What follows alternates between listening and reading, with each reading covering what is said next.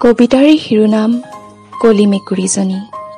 কবি অনিন্দ্য সুন্দৰ।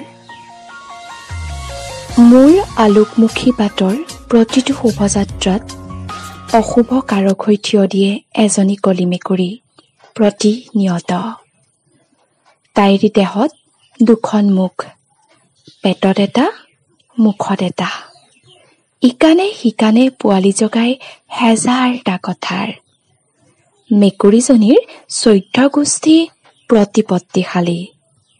থাকে ডাষ্টবিনৰ তাজমহলত, খাই ভেকুলীয়ে মুতা পানী। তেজত খজুৱতিৰ ঢৌ উঠিলেই মেকুৰীজনীয়ে ছাগলীৰ দৰে বেবায়। বে বে বে ৰমলিয়াই কাউৰীৰ দৰে। কা কা কা।